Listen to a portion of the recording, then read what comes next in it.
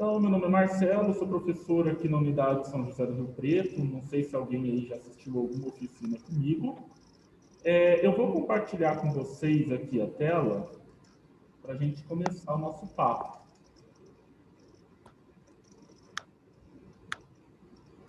Então, acredito, né, que estão vendo já a minha tela aqui. E o tema de hoje, né, é o código de ética como um fator influenciador no ambiente interno das organizações. Então, a nossa conversa ela vai ser primeiro dividida em algumas partes. Primeiro a gente vai entender o que é um código de ética. Depois nós vamos verificar, né, como isso afeta positiva ou negativamente a estrutura de uma empresa. Mas antes de começar, eu tenho uma pergunta, se alguém quiser responder pelo chat, ou né, se tiver eventualmente aí com áudio, quiser falar, fique à vontade. Se vocês sabem o que é ética, né? A palavra ética, porque há um código de ética, nós vamos ver o que é um código de ética, mas o que é a ética em si? Alguém aí sabe? Alguém já estudou o que é ética?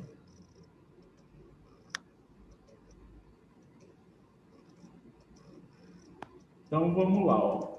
A palavra ética, ela tem origem na Grécia Antiga, né? Com a expressão ethos, e o ethos, que derivou para a nossa ética, e para o latim, a moral, ela é o quê? Ela é o estudo daquilo que é correto, daquilo que é bom, né? Mas aquilo que é bom não só para você, pessoa, o que é bom para o ambiente em que você está inserido. Aquilo que é correto de ser feito em qualquer situação. Aquilo que é certo da gente tomar como atitude e que vai fazer o bem. Tá? Então, a gente tem aí essa ideia de ética ou moral. E é importante que a gente entenda o seguinte, a ética, assim como a moral, ela vai variar demais, né? A gente tem conjuntos de conceitos do que é ético e do que são morais, de acordo com a população, o país onde você vive, de acordo com o grupo social onde você está inserido, de acordo com o tempo histórico em que nós estamos inseridos. Então, uma coisa que era considerada ética, por exemplo, há 300 anos atrás, talvez hoje não seja mais, tá? Às vezes, há até alteração para que essa coisa que era ética, ela passe eventualmente a ser ilegal. Um exemplo disso fácil da gente entender é a ideia da escravidão, né? Durante, pelo amor de Deus, gente, eu não estou defendendo a escravidão, mas durante muito tempo entendeu-se que era certo, né? Hoje a gente sabe que é totalmente errado, né? Então, essa coisa, essa ideia do que é ético ou não, ela muda com o passar do tempo. Então, a gente vai partir então dessa ideia para tentar entender como que funciona essa estrutura. Então, o que é um código de ética? Então, são códigos, são documentos em que a empresa... Deixa eu só ver. Boa tarde, Carla. Carla, já pedi, vou pedir novamente. Pessoal, quem ainda não avisou, não colocou aí no grupo, qual unidade vocês estudam, coloca aí seu nome e a unidade no chat. Então, o Código de Ética, ele é um documento que vai conter a missão, a visão e os princípios ou valores da empresa. Então, para quem eventualmente não estudou ou não é do curso de ADM, né, a missão da empresa, ele é a razão de ser de uma empresa, é aquilo que a empresa faz, é aquilo que é o motivo dela existir. A visão são os objetivos que essa empresa tem, seja a curto, a médio ou a longo prazo. E ela traça esses objetivos e ela busca alcançá-los, tá? E os princípios ou valores, eles são princípios morais, princípios sociais que a empresa adota como importante para ela, né? São princípios que a instituição considera como essenciais para o bom desempenho dessa missão. É a partir do cumprimento desses valores que eu consigo cumprir a minha missão, tá? E aí, esse código de ética, ele vai trazer esses itens que todo funcionário deve conhecer, tá? Às vezes ele não vai saber decor, mas ele sabe o que é, né? Através do código de ética institucional que a gente consegue perceber a função da empresa na sociedade, tá? Quais são os valores que se cultivam lá dentro? Porque, gente, é muito fácil colocar, né, lá no papel quais são os valores da empresa. Cumpri-los é um pouco mais difícil, né? Tirar essa ideia do papel e colocar ela na prática, isso às vezes fica um pouquinho mais complicado, tá? Então, essa ideia aqui do código de ética, ele é o quê? É uma forma de eu trazer isso de forma expressa, para que todos possam conhecer, tá? Então, em outras palavras, o código de ética, ele vai ajudar a definir o que se espera do comportamento do profissional dentro da empresa, tanto nas relações dentro da empresa, né, ali entre funcionários, quanto das relações dele com a sociedade. Eu não sei se vocês sabem, as suas atitudes fora do seu local de trabalho podem sim influenciar o seu futuro dentro de uma empresa, tá? A gente tem casos diversos de pessoas aí que fizeram besteira fora do trabalho, que teoricamente não tinha ligação com a empresa, mas que acabaram sendo desligados. Por quê? Porque esse comportamento não era aceitável dentro da ideia da empresa. Exemplos, a gente teve casos de pessoas participando de manifestações que a empresa era contra o movimento. A gente teve, Marcelo, mas aí a pessoa foi demitida por justa causa? Não, ela vai ser demitida sem justa causa. Porém, gente, é uma demissão, né? Você vai ser desligado do seu local de trabalho. E isso não costuma ser algo muito legal, algo muito agradável de se acontecer, né? Pelo menos eu não considero. Esses comportamentos, eles são expressos pelos valores que a empresa adota como seus, tá? Então, eu preciso entender isso. O meu funcionário, ele precisa compartilhar os valores que a minha empresa tem. Se ele não compartilha, significa que ele não serve para continuar ali dentro. Sabe o tal do vestir a camisa? É mais ou menos isso aqui. O vestir a camisa da empresa significa você viver esses valores, tá? De acordo com Lencioni ele é um estudioso, tá? Da parte de administração. Ele escreveu um livro chamado Make Your Values Mean Something. Faça os seus valores, né, do ponto de vista social e não valores financeiros, valerem alguma coisa, tá? Em 2002 ele escreveu isso aqui, e ele falou que as empresas, elas têm 4 tipos de valores, né? Ela tem os valores de permissão para jogar, que são os valores que o funcionário deve ter para ingressar na empresa. No momento ali da contratação, no momento da entrevista, isso aqui já é avaliado. Então, se essa pessoa não tem esses valores, ele não tem permissão para jogar na empresa, ou seja, ele não tem permissão para fazer parte dela. Ele nem vai ser contratado, tá? Então, esse aqui é um tipo de valor. Esse aqui vai avaliar no momento da contratação. Temos os valores de aspiração. Valores de aspiração, eles são focados mais na ideia da visão da empresa. São valores que a empresa ainda não tem, mas ela planeja, ela pretende adquirir, ela pretende conseguir isso. Está dentro da visão. Lembra que eu falei? A visão é aquilo que eu espero que aconteça. Temos os valores... Como está minha internet? Temos os valores acidentais, deixa eu só colocar, espera aí, gente, vou pedir para deixar no mudo, pessoal, aí,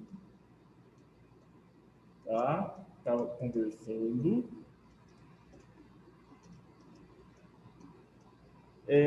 Os valores acidentais são aqueles que a empresa adquire como resultado de características dos funcionários. Muitas vezes, gente, o comportamento de um funcionário que seja, né, aceitável, que esteja de acordo com aquilo que a empresa acredita, pode ser incorporado também pela empresa. Então, a empresa pode ganhar por acidente um valor de acordo com os seus funcionários. Então, isso aqui também é muito importante a gente entender. Mas o nosso foco aqui está aqui, ó, nos valores essenciais. Esses aqui é que eles vão constituir uma coisa que a gente chama de cultura corporativa. E aí a gente tem que entender nessa ideia da cultura corporativa. O que é a cultura corporativa, gente? A cultura corporativa é aquele tipo de comportamento que acontece dentro da empresa de forma sistemática, de forma constante, e que isso se torna algo cultural. Todo mundo passa a ter aquele comportamento. Então, eu acredito que nos locais onde vocês eventualmente trabalhem, todos vocês devem, talvez, já ter identificado atitudes que são parte do dia a dia. Algumas boas, algumas nem tanto, né? Porque a gente costuma ver também surgirem valores negativos, valores que não deveriam mais ser parte da empresa. Então, os valores essenciais são aqueles que vão nortear os empregados para que eles vivam de acordo com a missão da sua marca, da sua empresa.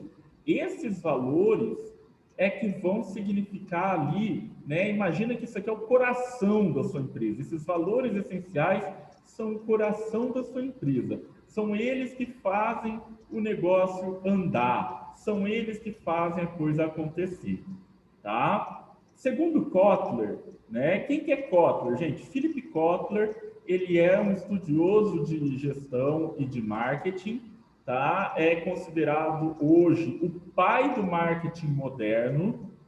E aí, em 2010, ele publicou um livro chamado Marketing 3.0. E ele fala o seguinte nesse livro: uma instituição que se mantém fiel aos seus valores, que possui propósitos bem definidos, são mais atraentes. O que isso quer dizer, né? Aquela empresa que definiu os seus valores, então colocou lá, ó, nossos valores são esses aqui, ó, estou desenhando aqui. Então nós temos esse conjunto de valores. Se eu defino bem esses valores e eu aplico eles no dia a dia da minha empresa, coloco eles para acontecer, eu, como empresa, me torno mais atraente. E o que significa me tornar mais atraente? As empresas mais atraentes, elas são mais aptas a manter o funcionário trabalhando no quadro dela. Então, eu reduzo um negócio que é o tal do turnover, não sei se alguém aí já ouviu falar, né, dessa expressão, que é a rotatividade de funcionários. Então, gente, sabe aquela coisa da empresa que está sempre trocando de funcionário, né? Isso é ruim para a empresa, para a imagem da empresa. Por quê, gente? Não gera vínculo do cliente com o funcionário, né? Cada vez que eventualmente ele volta lá, talvez ele não encontre mais aquela pessoa. Além disso, isso tem um custo, né, gente? Cada vez que eu preciso contratar um funcionário, isso custa caro para mim. Eu tenho que fazer treinamento, o funcionário anterior eu tenho que fazer acerto, né? Então eu perco tempo, eu perco dinheiro. Olha o custo que isso gera. Se eu mantenho esse funcionário trabalhando no meu quadro, né? Eu gasto menos com isso. E o profissional que está mais satisfeito com a cultura do seu local de trabalho, ele se torna também mais produtivo. Por quê, gente? Porque ele está satisfeito. E a gente, quando está satisfeito, a gente trabalha melhor. A gente, quando está satisfeito, a gente faz melhor as coisas. Porque a gente sente vontade de fazer. Tá? Então, de acordo com Rossini, outro, né, administrador, no livro Administração de Sistemas de Informação e a Gestão do Conhecimento, de 2003, a ética organizacional, bem definida, ela gera um clima de confiança entre os colaboradores, né? E colaboradores de forma direta ou indireta com a instituição. Então, colaborador de forma direta é o funcionário, de forma indireta, fornecedores, até clientes. Então, gente, eu gero confiança. Confiança gera fidelização. Fidelização melhora na questão financeira. Então, isso aqui é um ciclo. Opa, então será que eu estou vendo aqui uma coisa que faz sentido de é importante que eu tenha o meu código de ética bem definido, bem estruturado para que a coisa aconteça? Será que traz algum benefício, então, ter esse código de ética para a minha empresa? Agora, o que eu vou pôr no código de ética?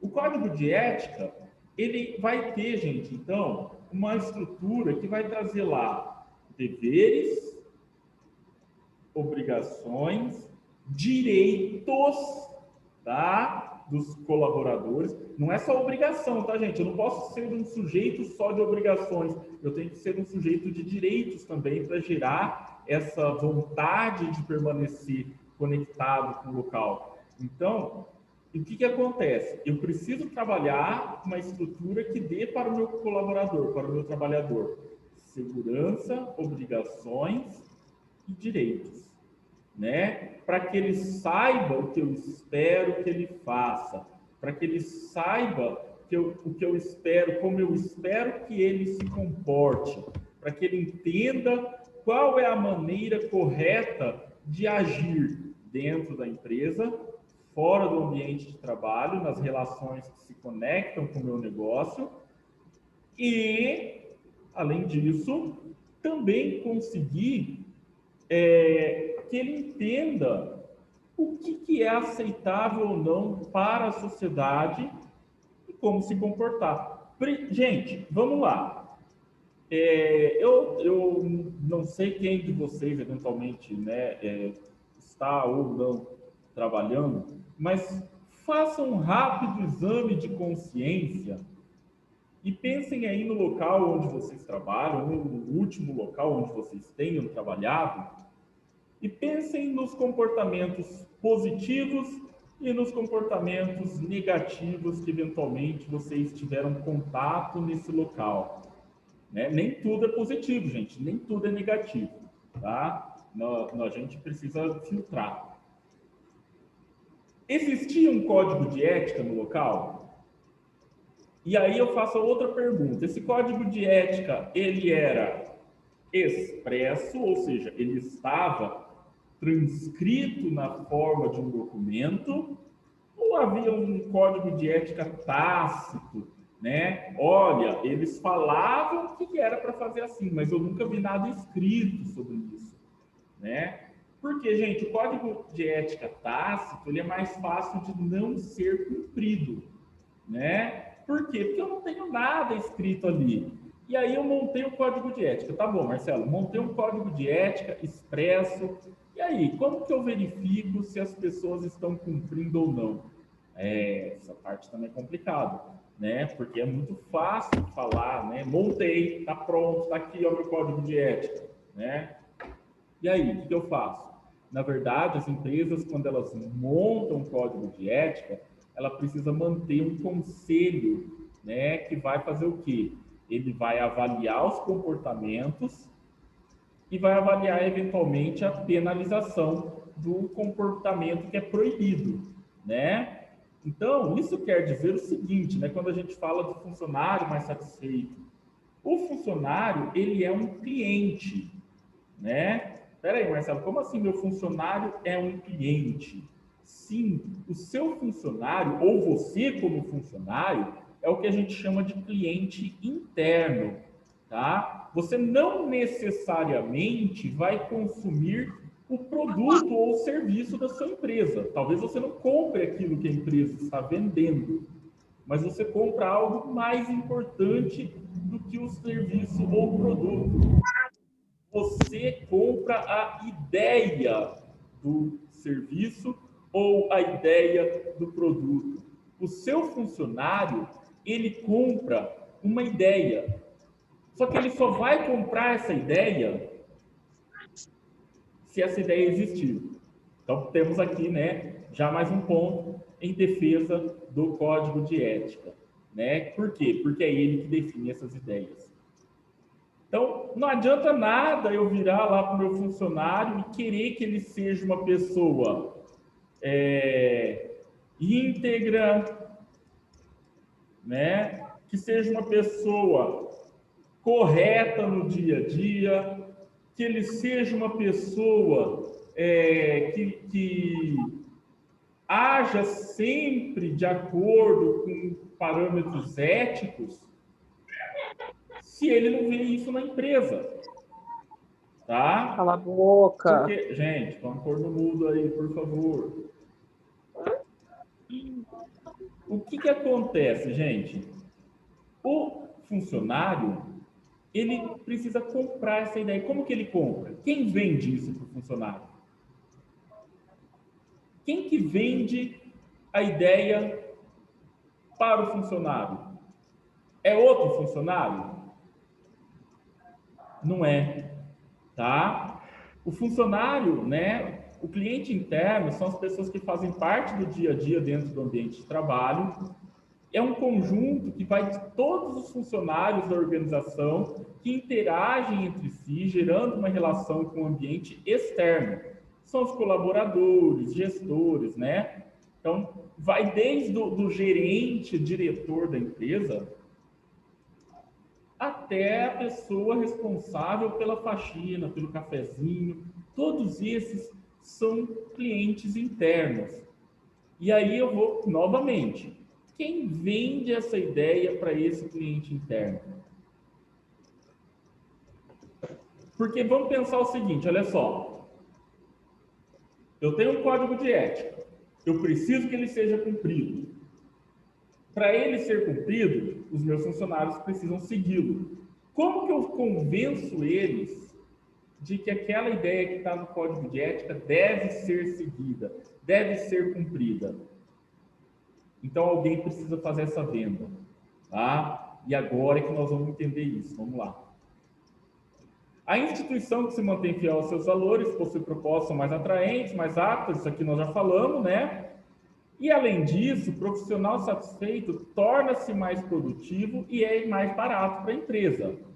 Porém, né, é o que eu acabei de falar, adotar o código de ética não significa simplesmente escrever um texto, né? Montei um livro, tá lá, ó, Marcelo, um calhamaço de 40 páginas no código de ética, né? Tá escrito como tópico, ordens ou mandamentos, né? Pessoa muito fã, né? Muito religiosa, foi lá e escreveu na forma dos 10 mandamentos. Só que, gente, isso não quer dizer nada. Palavras são só palavras se elas não forem acompanhadas de atitudes, tá? Então é necessário que essas palavras reflitam os valores praticados pelos dirigentes da empresa. Então, quem vai vender a ideia para o funcionário é o dirigente. Então, dentro da administração, né, quem for aí eventualmente do curso de administração, já deve saber o que eu estou desenhando aqui, né? Não é um robozinho, tá? A gente tem lá a estrutura do organograma, que é a divisão da empresa de acordo com os cargos, né, e hierarquia dentro dela. O que acontece aqui, gente? Vamos lá, ó. Só para fazer bem rapidinho aqui, só mais um cargo. Bom. Esse pessoal que está aqui embaixo, né? Vamos supor que eles são o operacional da minha empresa. Esse pessoal, muitas vezes, eles é quem tem contato com o público no dia a dia. Então, esse pessoal eu preciso necessariamente que eles estejam alinhados com o meu código de ética. Só que ele está vendo que o cara que está aqui, esse aqui vai ser o nosso nível tático, né? O nosso nível tático, que está definindo como esse pessoal tem que se manifestar, ele não está cumprindo esse código de ética. Será que esse cara daqui de baixo, né, o Zé, será que o Zé vai se sentir obrigado a seguir o código de ética se o chefe dele não está seguindo? Ou será que ele vai olhar para aquilo e falar assim, ah, isso aqui tanto faz, né? Escreveram porque tinha que escrever, né? Só que a pessoa que está aqui, ele também não está cumprindo, porque ele está vendo que quem está aqui em cima, no nível estratégico, também não está cumprindo. Então, isso aqui, ele funciona como uma pirâmide, tá? Então, a pessoa que está lá no topo, ele vai definir o comportamento de todo o resto. Não adianta eu querer o comportamento bom se eu não dou o exemplo. A liderança tem que ser feita também pelo exemplo, tá? Para que esses comportamentos sejam interiorizados em todos os níveis, a gestão tem que praticar, tá? Então, precisa haver essa comunicação. E tem mais. Vamos pensar o seguinte. A gente falou dos valores acidentais, né? Esses funcionários, eles vêm de casa com valores próprios. Quais desses valores que ele traz de casa são aceitáveis para o local de trabalho dele? Quais desses valores que ele traz da casa dele, ele pode compartilhar dentro da empresa? E, mais um detalhe, esses valores que ele não compartilha com a empresa, que são diferentes, será que vão causar algum impeditivo para que ele realize a sua atividade? Então, gente, isso aqui a gente tem vários reflexos que a gente poderia abordar, né? Várias situações, problemas, inclusive, que isso pode gerar um conflito. E como que eu vou solucionar esse conflito? Como que vai ser sanado? Né? O funcionário, ele precisa, para que ele cumpra, para que ele interiorize esses valores, é muito importante a ideia da recompensa. Só que, gente, quando a gente fala em recompensa, essa recompensa, ela não é a recompensa financeira, né? Ah, tem o salário, né? Gente, o salário ele não é uma recompensa. O salário ele é um contrato, né? É uma obrigação. Você está vendendo suas horas de trabalho, a empresa está pagando por isso. É um contrato de compra e venda, para ser bem específico, bem sincero nesse ponto. Agora, vamos pensar o seguinte: o que é mais importante? Eu ficar prometendo só dinheiro para um funcionário? Eu sei que dinheiro é bom, gente, eu adoro dinheiro também, tá? Ou esse funcionário sentir que foi reconhecido nas suas atitudes, quando ele faz algo bom, né? Perceber que atitudes corretas podem eventualmente ajudar ele a ser promovido dentro da empresa quando a empresa trabalha com plano de carreira, né? Você entra lá sabendo que você pode crescer, né? Então, o que acontece? Essa ideia de reconhecimento, ela é mais importante quando a gente está falando de um código de ética do que premiação financeira, né? Gratificações, bônus. Então, isso aqui é muito importante. Só que é o seguinte, não adianta eu prometer reconhecimento e praticar o contrário, eu como gestor. Então, novamente, a gestão de uma empresa, ela precisa assumir essa posição de eu dou o exemplo, tá? Então, para funcionar, o exemplo tem que vir de cima. Não dá para conseguir uma conduta do funcionário se o superior não cumpre, né? E o superior está vendendo a ideia da empresa. O código de ética, então, gente, a gente pode resumir o quê? Ele é um documento essencial para pautar os relacionamentos e atitudes da empresa.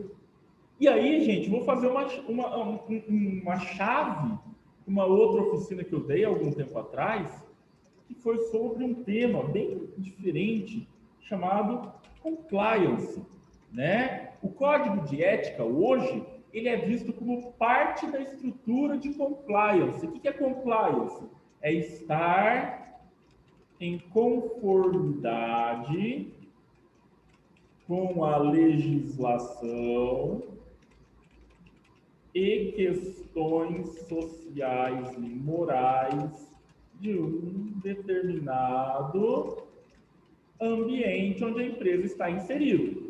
Então, se a empresa está no Brasil, eu espero que ela tenha determinadas condutas. Se ela está localizada na França, ela vai ter outros tipos de conduta de acordo com as ideias daquele local, tá? E o compliance, um dos itens que ele aborda é a elaboração de códigos de ética, mas não só elaboração, elaboração e prática desses códigos de ética, tá? Hoje em dia está crescendo demais o número de empresas montando seus códigos de ética. E isso é bom, tá? Isso mostra o começo de uma preocupação. Isso é maravilhoso, gente. Do ponto de vista administrativo, isso é uma mudança de paradigma. Por quê? Porque até algum tempo atrás não havia essa preocupação. Então, essa preocupação, ela mostra o começo de preocupação, uma mudança. Ela mostra uma ideia que está engatinhando, que está surgindo. Mas eu preciso que esse código de ética, que vem para pautar os relacionamentos e atitudes da empresa, né, possibilitando assim um melhor ambiente de trabalho, fidelização de funcionários, redução dos custos e, consequentemente, se eu tenho tudo isso, eu consigo ter um impacto positivo do ponto de vista financeiro, tá? Significa, então o Marcelo falou que se eu tiver um código de ética, eu vou ter lucro. Também não falei isso, né? Vamos filtrar o que eu estou falando. Por quê, gente? Porque lucro, ele vai depender de vários outros fatores, né? Questões mercadológicas, questões de custo de aquisição de matéria-prima, custo operacional. Aqui nós estamos falando da redução do custo com contratação e demissão de funcionários, com redução de custos de treinamento, tá? Então, assim, se eu reduzo custos, eu tenho um impacto positivo. Se esse impacto positivo vai ser consubstanciado, vai ser visualizado na forma de lucro, aí é outra história que vai depender de uma outra questão de análise financeira da empresa. Podemos, eventualmente, até se vocês tiverem interesse, informe, a gente pode até marcar uma outra oficina sobre o tema, tá? Só que só vai ser funcional, só vai ser útil esse código de ética se esse objetivo, né, se está previsto nele, for praticado e não escrito. Muito bem, gente, temos 4 minutos. Eu gostaria de saber de vocês perguntas ou comentários.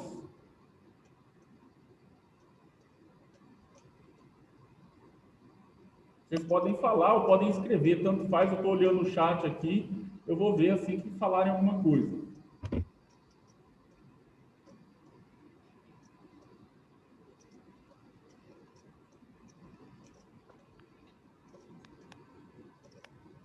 Ninguém?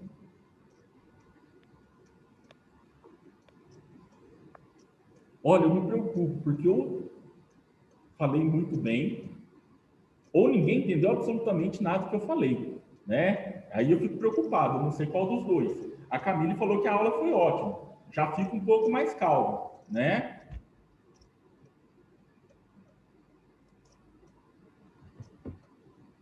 Ninguém, gente, ninguém quer perguntar nada, quer adicionar nenhum comentário. Temos 2 minutos ainda. Dá tempo.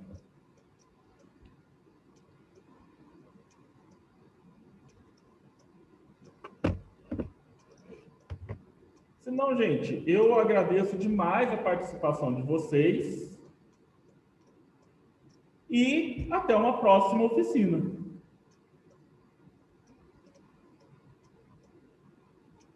Não se esqueçam, quem não deixou aí no chat a unidade, gente, por favor, comentem aí, né, para que a gente possa registrar a participação de vocês na oficina, hein? Sim, eu concordo, Maria Fagione, que é importante, né, existir um código de ética, ele ser posto em prática, para que o respeito prevaleça, né, dentro da empresa, para que o relacionamento dentro de uma empresa, tanto entre funcionários e entre clientes e funcionários, para que esse relacionamento seja de respeito, né, seja um relacionamento saudável. Concordo plenamente com você.